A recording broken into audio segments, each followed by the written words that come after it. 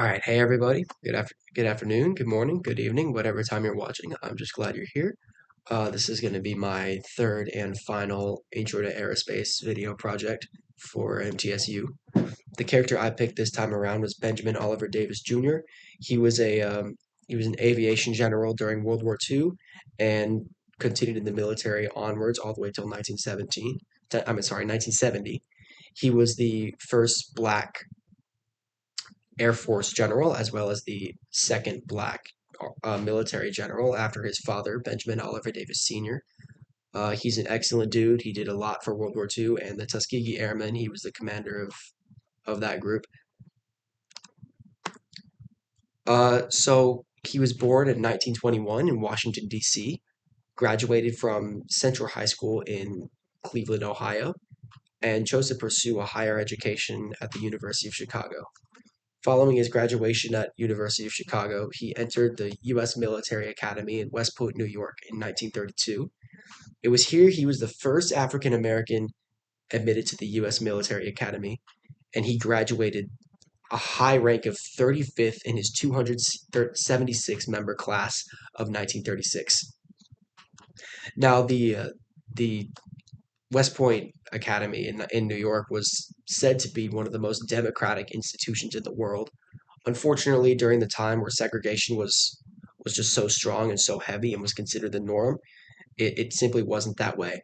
So Davis Jr. had to face a lot of trials and tribulations during his time in the military academy, simply for his skin color. And I'd like to highlight some of it.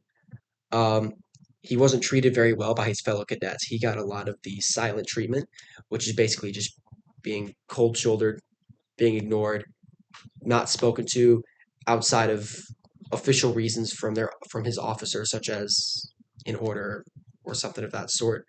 Additionally, none of the other cadets would choose to room or eat with Davis, so he'd be spending a lot of time alone.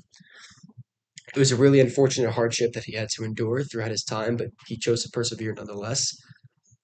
So after his graduation from West Point, he spent some time at an infantry school in Georgia, and then in 1941 he entered an advanced flying school in Tuskegee, Alabama. He ended up earning his wings from there in 1942, and then became the commander of the 99th Fighter Squadron at Tuskegee Air Base. In October of 1943, he went on to command the 332nd Fighter Group at Selfridge Field, otherwise known as the Tuskegee Airmen.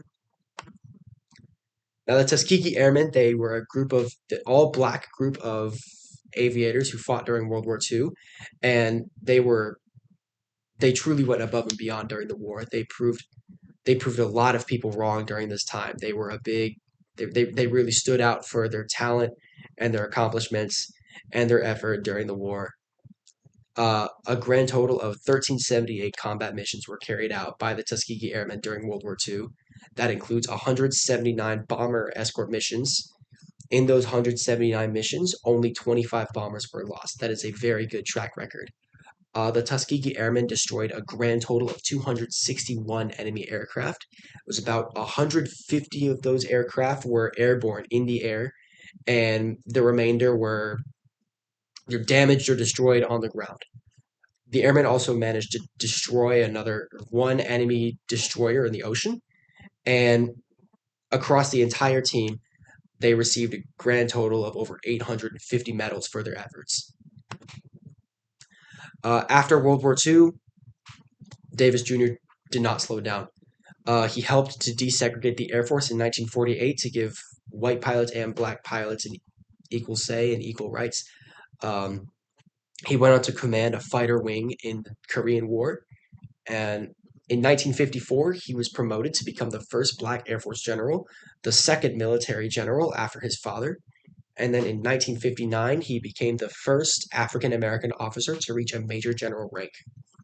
He retired in 1970 to continue working in the civil civil aviation area where he helped out a lot there, and became the Assistant Secretary of Transportation in 1971. Just days before his 86th birthday, he received a star reward from Bill Clinton for his efforts in World War II and beyond, and then he unfortunately passed away in early 2002. So that's it for my video. These are the sources I've got attached. Um, he's a really great guy. There's a lot more in these sources than just what I have covered in the slides. There's a lot. I highly recommend you look into him on your own time. That's going to be it. Thank you for watching.